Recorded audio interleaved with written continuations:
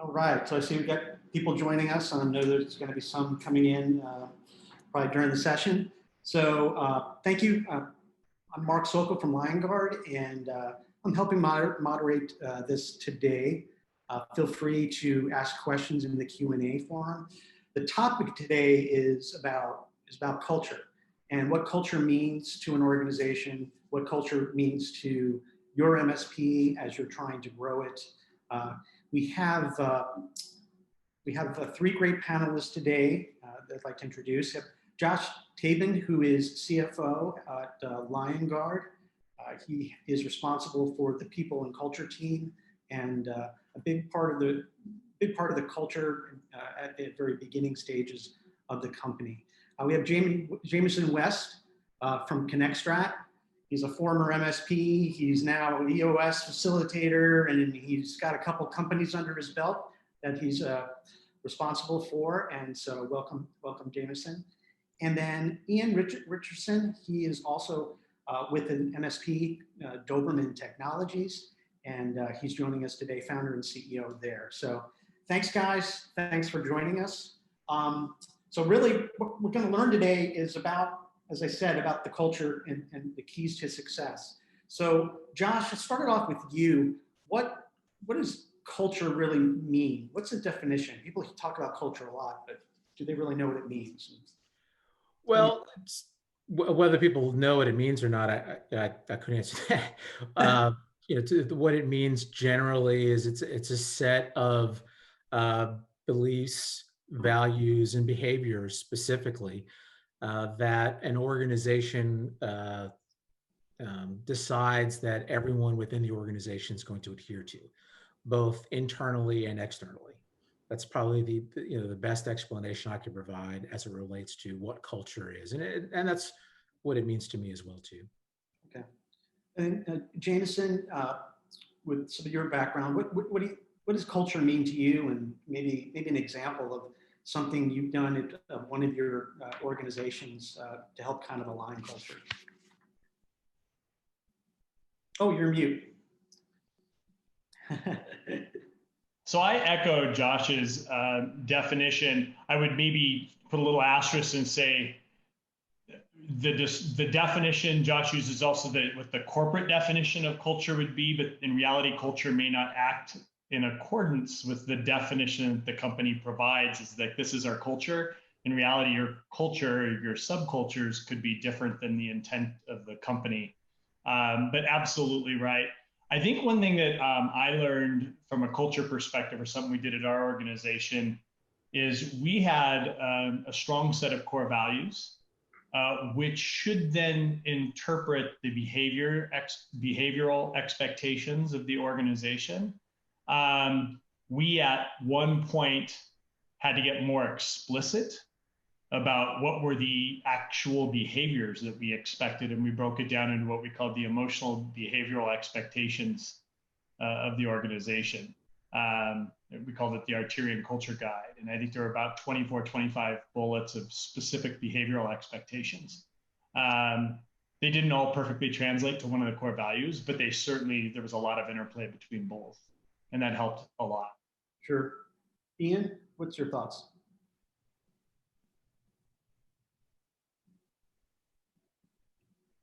There we go. Struggling with the mute button.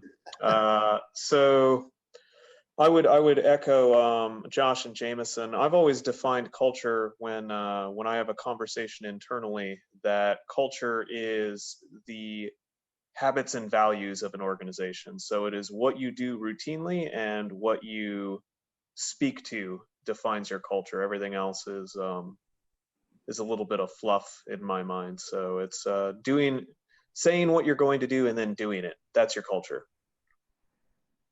Okay. All right. So we got, here's some results of our poll question of our original participants here. So, we're sharing. Hey, look at number 3 there. That's the way to be, audience. Good job. And we will publish those not wearing shoes later in the follow-up. So. All right. So, yeah, so on to that, I mean, we definitely had that related to core values. How do core values get maybe core values is something, usually it's a statement or statements, but how do those evolve? How does that get kind of like put together, as an owner or founder of an organization? Maybe Jamison? So, I mean, I've definitely seen a couple of different methods leveraged. And I think they can come from three places. They can come from the owner of the company. They're usually a reflection of, to some pretty strong degree, the owner. Oftentimes the leadership teams involved, and then also oftentimes the entire organization's involved.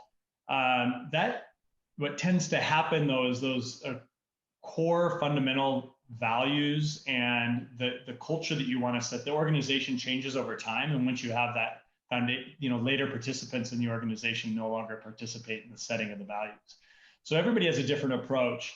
I really, being an EOS implementer, I do appreciate the EOS process, which pretty heavily relies on the leadership team coming together to set the culture and really thinking about the beliefs and behaviors of the people that they believe. If they surrounded themselves with 100 people who had these core beliefs and behaviors, they could just conquer the world, and they come to some sense of alignment around that. And that starts to describe, like, this is the environment and behaviors that are really going to set us apart and be defining for our organization from a cultural perspective. I also believe, and I do this when I'm helping leadership teams, you also have to listen really closely if there's an individual owner or a partnership, a couple people. A lot of people go into business or start an organization because, frankly, I get to select who I want to work with. I building a company because I don't want to have to work with the people I used to find myself working with. I get to choose my colleagues. Right. And there's a certain sense of definition that goes into cultural guidelines that kind of resides with that sense of ownership. So that we tend to tilt towards that a little bit as well. Is there ever a point, so the leadership, because you asked you to talk about, is there a point where, how do you get buy-in, Josh, at the colleague or teammate level? Sure. So, I would say maybe the best way to answer that is sort of the way that I think of that's not the right way to build culture would be to sort of have this, this group of disconnected people come up with a bunch of marketing speak. I've been involved with companies where, the CEO worked with some external marketing folks, came up with a bunch of core values, presented it to the company, and it just didn't resonate at all. It didn't feel to a lot of the employees that were there that there was a connection to it. So I think whatever process that a company goes through in order to develop their core values should incorporate at least some feedback loop with the employees of the company. I could speak to the way Liongard had built our set of core values. As we are an EOS company. Entrepreneurial operating system, the book is called Traction. And when we first engaged with our EOS implementer, we identified some of the more exemplary employees that were like, look, if we had 100 more of these, we'd find what about them makes them so, great as part of building what we are. And we identified, a laundry list of, all these different things. And when we mashed it together and we said, look, if we were to cull that down to a list of just, of just a small subset of, 5 specific core values, what would those be? We identified what those core values are. Now, that process has been iterative over time. Not necessarily the core values themselves have been the same, but we've expanded on those core values by adding some definitional components to help folks understand what we mean by those core values.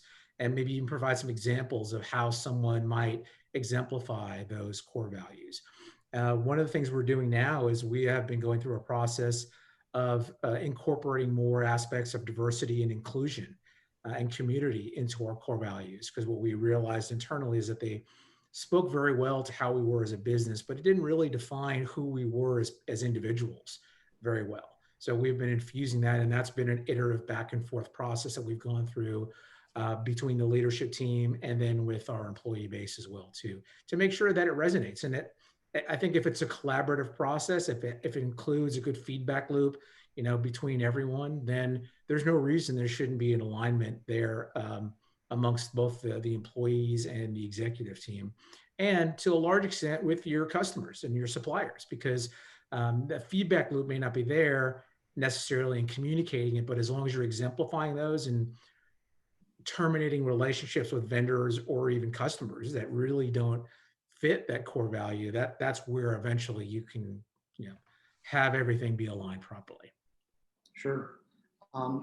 Speaking of Ian, when you're bringing on a new colleague, how do you use those values during the interview process? How do you kind of walk through that? Yeah, so really at Doberman and in a lot of organizations that I look up to and respect, core value is a hiring and firing decision maker. That's the determinant factor. You can't implement a value into someone. So you give me anyone who has aptitude around technology, and I can train them whatever I might require, or any one of my technical managers can impart knowledge of a tool set or how to follow a procedure. All that can be documented out, but you can't implement team player into someone. You can't train someone to find joy in all actions, right? So if someone doesn't have those values ingrained down to their bones, it's just not going to work out. And I would challenge that's not only the same with your team, that's the same with your clients, right? So one of the aspects we do is we bring those core values. They're on every single job description. They're at the front of every single pitch deck. So when it gets serious enough to talk to a prospect about coming on board, hey, these are the values that drive the company. And if these values don't resonate, that's great, but let's stop now, right? We would not be a good fit if you're not an organization that's looking to grow, which plenty of businesses are not necessarily looking to have aggressive growth. They're just looking to kind of, hey, we do what we do and we're just in there, but that's fine. But we're a growth organization and we don't stand still. And so that might not be the best fit for someone who's saying, hey, I'm more in a legacy aspect. I'm cruising this thing for 5 years to extract value for retirement. Well, then we're probably not the best fit to come on, right? Likewise, if someone's just trying to kind of show up and, you know what, I just want to show up and grab a paycheck and kind of clock out at 5 o'clock, that's fine. There's absolutely zero wrong with that, but we're an organization that's designed to push and to constantly grow and change and better ourselves and better the community for our involvement in it. So might not be the best strategic alignment there. I think one thing that Josh was mentioning is just that that putting those values in the actions that the organization moves forward with, right? Like that's a key determinant factor. So we really try to present those up front and say, this is the expectations of these values, right? Our primary job is to have each other's back. That's what team means, right? Like your primary job is to help people, and that means your teammates, that means our clients, etc. If you are spending your time helping someone else, you're doing your job, not writing a positioning or sending an email or whatever. If someone comes up and says, I need help, and you say, okay, let's dive in, you've done your job. That's the way that we're defining team. And that's one of those things that as time goes on, I think you need to consistently revisit and relearn and redefine, because organizations do shift when you go from 5 to 10 to 15 to 50. Having that redefinition and allowing that new blood to come in and say, well, one of our values is team, and this is what team means to me. Well, that should be captured, because organizations should grow and change and learn from that experience. Sure. Well, speaking of change, follow up still, Ian, with your organization with earlier this year, how did, with probably going remote, the majority of your colleagues, how did that how did you keep that kind of that responsibility, the ability to help others? How did that work? Yeah, so I think everybody kind of got kicked in the teeth around February this year, right? Where culture might have been so defined as what it is we do with each other, and that with each other is such a like a physical presence, yeah. And we just Doberman's got an interesting arc. We shut down, we reopened up and kind of let everyone come back in, had a bunch of protocols, and then we just re-shut it down again. Starting to spike again, we closed the office back down, scattered back to remote. A lot of the things we've done has just been intentional conversations. So increasing the amount of touch points with a manager, right? To try to duplicate that experience of stopping by someone's desk and saying, "Hey, how's it going?"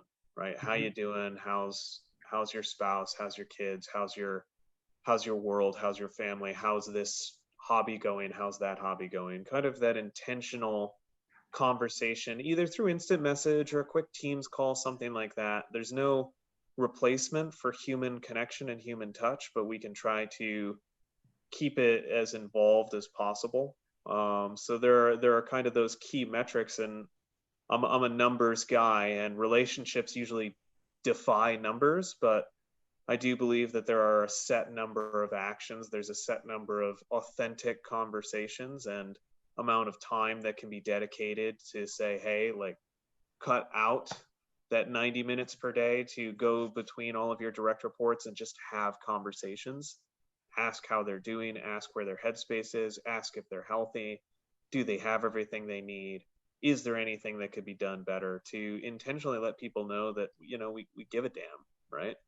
Yep. We're not just, it's not just about grind it out, right? So having that same sort of vibe that you get in an office through the virtual office is a key piece of keeping that morale up. Yeah. Josh, at Liongard, how, like morale and employee engagement, what are some of the things that Liongard has done to try to keep that office environment or working remote? Well, I think one of the things that's very important is make sure as an organization you have some sort of rhythm or cadence around connection and communication. I think I tend to fall on the side of over communicating rather than under communicating, and I think it's important to be transparent with everyone about what is going on, and just make sure you have an appropriate rhythm and sequencing set up about how information flows within the organization. Leveraging tools such as Slack or Zoom or Microsoft Teams or whatever platform you may be using is important. I think the other piece of it as well too is employee engagement is an important metric that is followed in sort of organizational culture circles. And one of the things that we did at Liongard, which I love the idea of, is we set up a daily and a weekly challenge Slack channel where we had someone that would go in and set up different challenges during the week, whether it was a trivia challenge, whether it was a selfie challenge, whether it was post yourself in the most casual pajama workwear, or show us pictures of your kids or your dogs or whatever it may be. Something just at one side, it's about having fun and connecting as an organization, and on the other side, it's about making sure that as a management team, that we've got tabs on what people are sort of doing. So from that respect, we can use those challenges, albeit for fun, just to sort of, have a connection. It's also an opportunity for us to check on people, because when I can see the engagement and identify a set number of employees that are not really engaged in the challenges, not engaged in Slack conversations, not typically, at meetings or checking out for meetings because I don't feel well or things of that nature, I can use those as a sign to identify potential issues that those employees may be having. And then, speak, that manager or someone from the organizational, sort of the people and culture team is what we call, here at Liongard, make a connection or reach out to that person and say, hey, just wanted to check in to see how you're doing as well too. Because I'm not going to speak for anyone else. I know for me, there's been a lot of positive associated with this year, as well as a lot of challenges associated with this year. And it's, the work environment is not always a place that people feel comfortable sharing what's going on personally as well too. And it's, in my opinion, it could be, and I always said it should be, it could be, as long as it's a safe place. And that's where the core values and the culture comes into place. Is are we as executives creating a safe environment for people to show up and be themselves and be authentic at work? Because ultimately, I think you actually mentioned it, Mark. You create maybe it was Jamison to say, you create a culture, for people that I want to work with. Right? Well, I want to work with people that I can become friends with and be authentic with and really share deeply what's going on in myself and feel comfortable and be able to do that. And it's difficult for a lot of people, and that requires a lot of effort and a lot of work. Right. Sure. Jamison, what are your thoughts on that? And probably you've been working remote for a while, right? So, but you're working with customers and other MSPs or MSPs. What are some of the things that you've seen them doing to, keep them? Yeah, so we have, really 3 companies that I can speak to very directly. When I owned my MSP 21 years up in Seattle, I always struggled with, kind of virtual or remote work. And the primary reason was more around culture than it was accountability. What I realized, and of course, a lot of people had to rip that Band-Aid off this year, right? And figure it out very, very quickly. Although the proof had been out there in many studies around productivity, more focused on productivity than culture, that this can be done, that people can work virtually. So I think for a lot of people, this was just a matter of ripping the bandage off.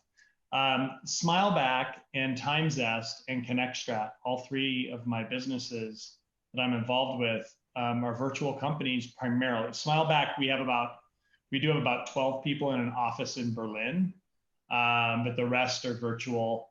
But it was just, we're so used to connecting virtually. We do leverage, just like Josh mentioned, one company is Slack and Zoom, the other 2 are on Teams, so I get a little bit of everything.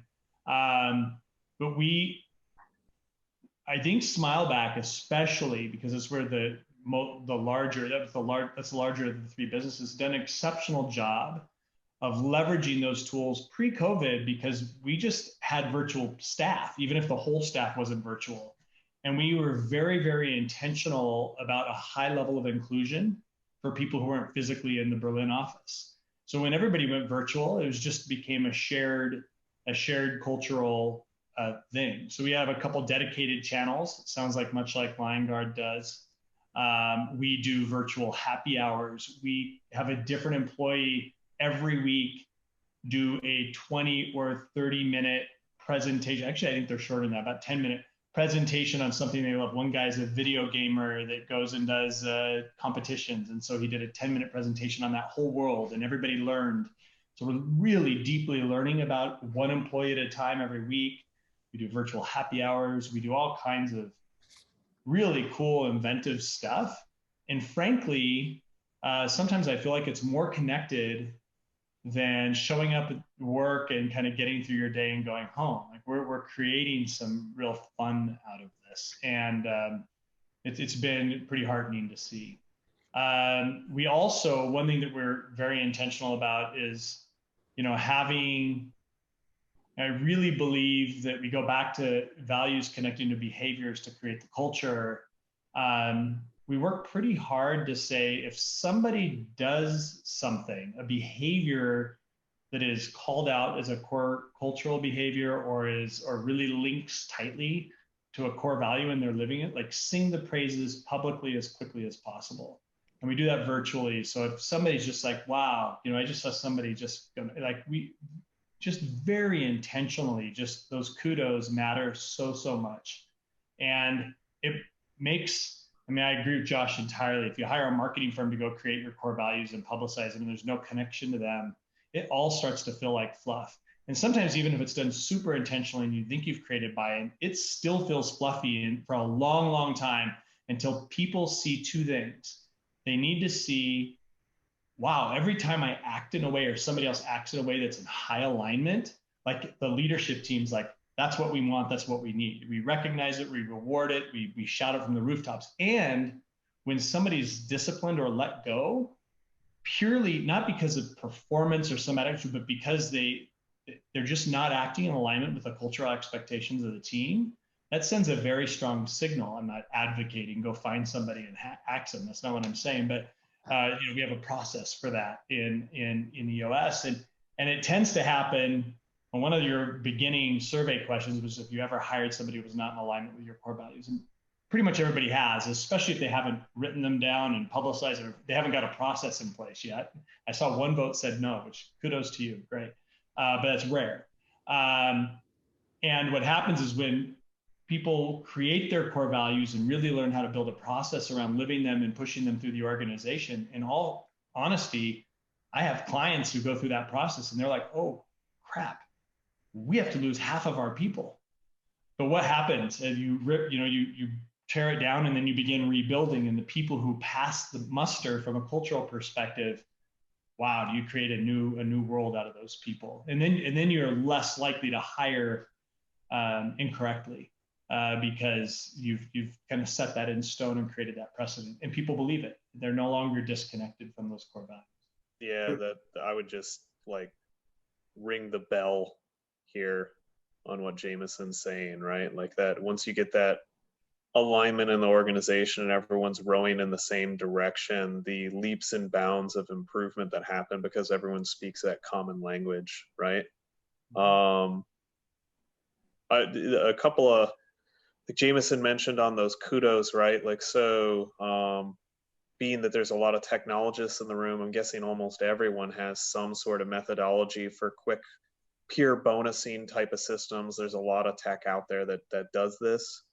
Those systems at Doberman, we tied them into the core values. So you want to send a peer bonus, you have to be doing it based off of a value recognition, which just kind of hammers that home over and over and over again. Every time that you get that, that team player or someone who's communicating effectively or someone who's doing a growth type of action, that's what happens in that peer bonusing system. And then we throw that up on a big 65-inch TV, right? So like when the office is open, outside of global pandemic hours, you just see this stream of hashtags of those values over and over and over and over again, which is a really powerful statement to anyone who comes in. You just sit there and watch it and you scroll through the day, you scroll up in the Teams channel and just see how people have been exemplifying values over and over again. It really reinforces when you've got the team in there, right? So that's something that's kind of cool. One of the best values I've ever seen. It didn't come from Doberman, right? And so it's like, fine. But credit where credit is due. Carrie over at Managed Sales Pros, she runs like such a value-driven ship.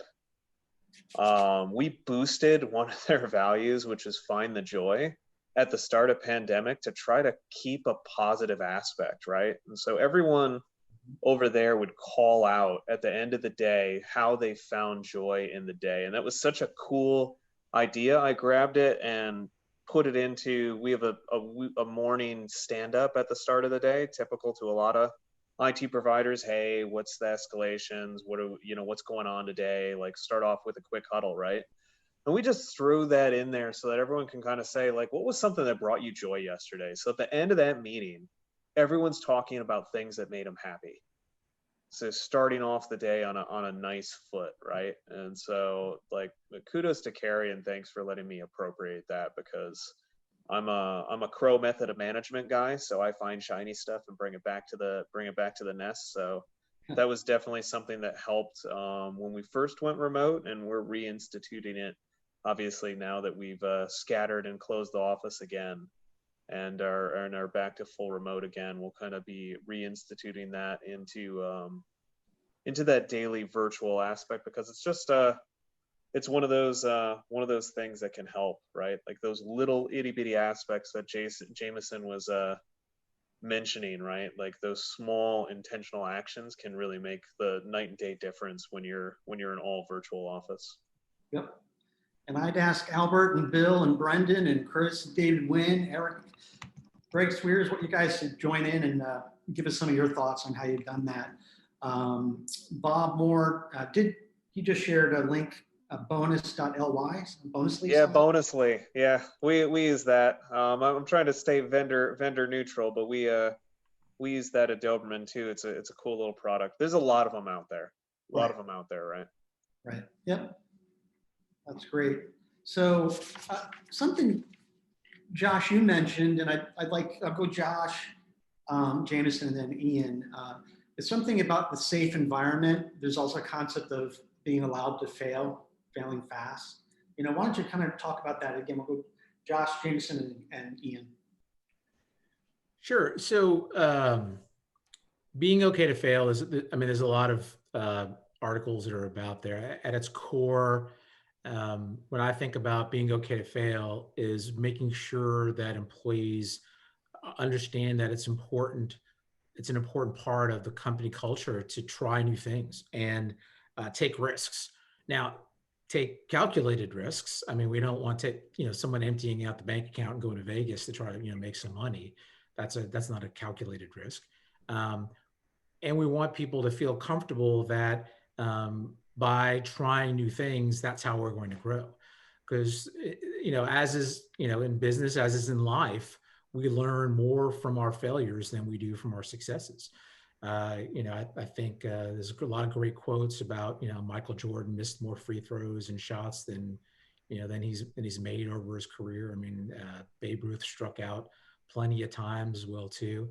It's when we don't succeed and we actually learn from those that we have the opportunity to grow. So, the way I personally think about it is I want to find ways to make myself as uncomfortable as possible. And if I'm comfortable, then I'm not going to have the opportunity to grow. So allowing myself, as well as providing support to the rest of the team, the rest of the company, that says, look, go out and try new things. And if it doesn't work out, that's okay. We applaud the effort and the attempt to be successful, not always the outcome. And I think a successful baseball player is 30% of the time actually, getting a hit. And so it means 60% of the time they got out, right? So I think being willing to accept that I want to get that 30%, I have to be willing to accept the 60% is sort of how I think about it. And apologize in advance for the baseball reference. I use a lot too many baseball analogies.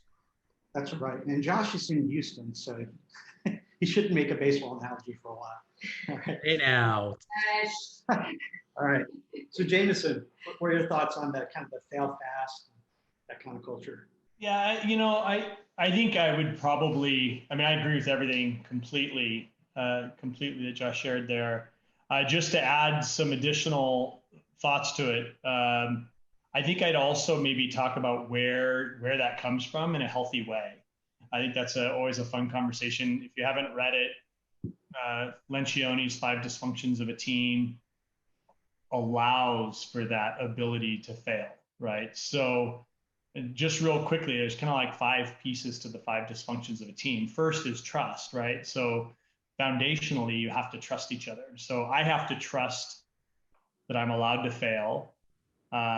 If you have direct reports, you have to trust them. You have to kind of let go of the vine and trust them to go take calculated risks. I live in Vegas, so I do know what the calculated risk component's all about.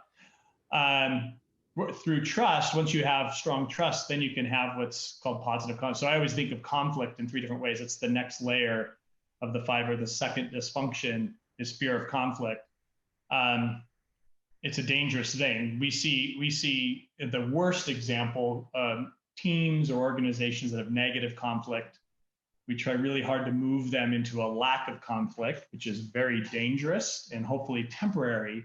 But then through instilling trust, we try to get them to a place of positive conflict, debating and coming to positive resolution. That only happens through trust.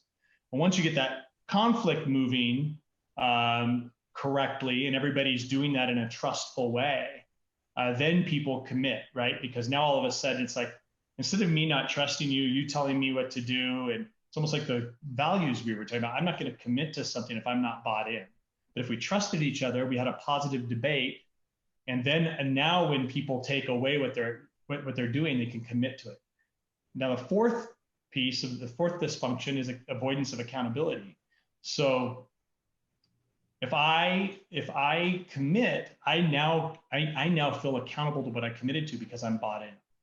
Right. And then finally, what happens is when you're accountable, now you can get results. So through that process, you're not going to bat 1,000, to Josh's point, but through strong trust, positive conflict, commitment, accountability, you end up with the results you need at the right. So that's the calculated risk. And you've just got to understand how culture, the underpinning of all of it is trust. So you've got to have a culture of trust. I've been in EO for 9 years, and everything there is about being in a circle of trust and feeling safe. And that should just be, if you don't feel safe, it just kind of all breaks down. Yeah. And so, Ian, do you have anything to add there? Or?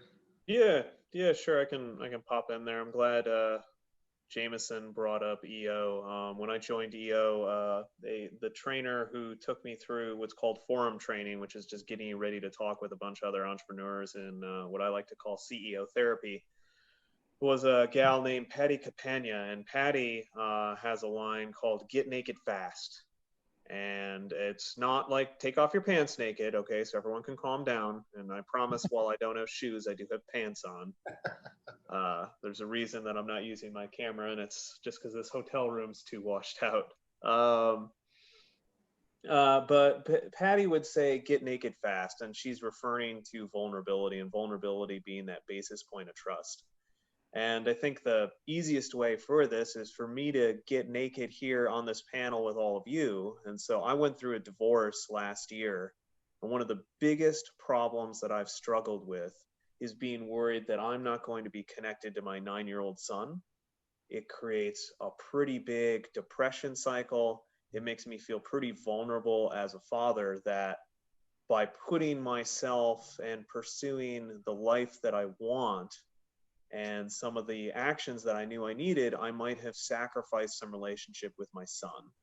And that makes me feel open and exposed. And I worry that I'm not going to be able to have that relationship with him. And I worry about judgment every time I walk into a room for pursuing the life that I knew I needed, because I believe we only get this one shot, that I might have damaged a relationship with my 9-year-old, and that I might not be able to get that back. And that also makes me feel shame, because I had a similar relationship with my dad growing up, where I felt he wasn't there and wasn't accessible.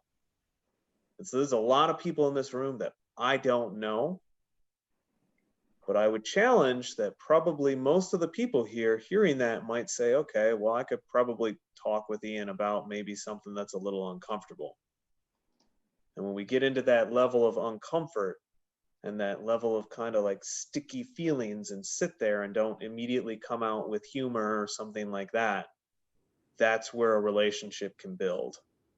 And so when it comes to failing fast, I sit every single technician down in a face-to-face virtual now, right? And say, you know what, you're going to cost me $1,000. It's going to happen soon. Don't worry about it. I expect you to fail. I expect you to cost this company money. If you don't, that means you're not taking enough risk. So don't worry about it. You're going to fail. You're going to make a mistake. What I care about is that you can learn from it, and that you start recognizing when you're heading towards that failure point, and you ask for help, because then you're being a team player. Then you're saying, hey, I'm walking into a buzzsaw here. I recognize that. I recognize that I might be coming up against limitations. I want to get help so I don't cause harm. And that's when we know we got a ball game with that person, right? So sports ball touchdown, I don't know, something happens then, right? We get game point. So that's all I got to say about vulnerability and trust. But you got to get naked fast. You got to be willing to open the kimono, and that stems from leadership. So whenever I'm leading a vulnerability exercise, I'm the person who's going to get the most vulnerable in the room, like I just did there. Yeah, well, that was great, Ian. I'm not sure how I can wrap that up on that one. I think vulnerability, I think, is important. I don't know, Jamison or Josh, do you have any thoughts on that as a leader now? It's a little bit off, it's related to culture, but what does that mean, and how is that effective in an organization? Yeah, I think so.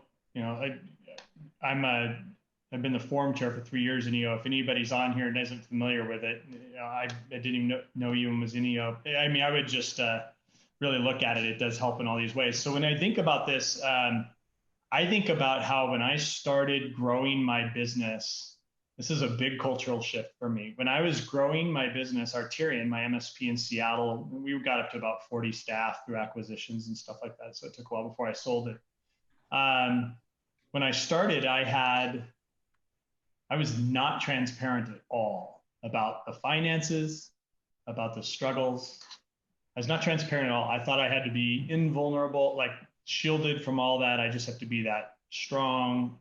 And in reality, all I was doing was disconnecting from my people, and I was creating a culture of lack of transparency. So it goes back to the trust thing, the thing I was just talking about, right? It goes right back to the same thing. I joined HTG in 2006. I was very, very early. Now ConnectWise Evolve. Was in that for 12 years, and my kind of personal mentor is Arlen Sorensen, and he's like, I share every damn number. You think your people, if you don't share it, everybody thinks I'm making $10 million a year, even though our revenue is only about $3 million a year, right? Somehow Jamison's like that, and the reality is there's nothing, there's very, very little not to share. And all of a sudden this like thing clicked in my head, like every bit of transparency and vulnerability, all of a sudden I became absolutely human. People understood the risks I was taking for them.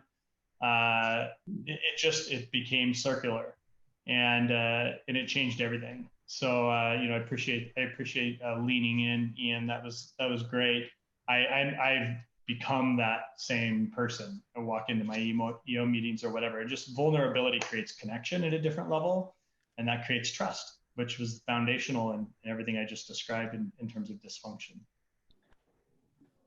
Josh, yeah. So I'm going to copy in a link. It's Brene Brown, who is here in Houston but has a national following. Wrote a book about the power of vulnerability, and I posted in her TEDx speech, which hopefully various people have seen. Oh, thanks, Cynthia. The gist of it is that vulnerability is the only pathway to real connection, and it's being willing to accept the possibility of some hurt or some pain for the benefit of getting to joy and connection. The challenge that we have as is that people is we tend to want to only experience the good and not the bad. Unfortunately, they all come from the same they come from the same faucet, right? So you can't turn on the hot water only and not the cold. You've got to be willing to turn on both, because if one is shut, then they're both closed, right? And that's what the power of vulnerability is. And it's the same thing when it comes to being a leader. I think there's a myth about vulnerability that vulnerability doesn't mean oversharing, right? I think there definitely is an aspect of transparency that some things maybe not great to be transparent about. But I think the key piece of it is authenticity, right? Is that when you do share, you're being very authentic. And if you can't share, then you're also authentic as to why you can't share.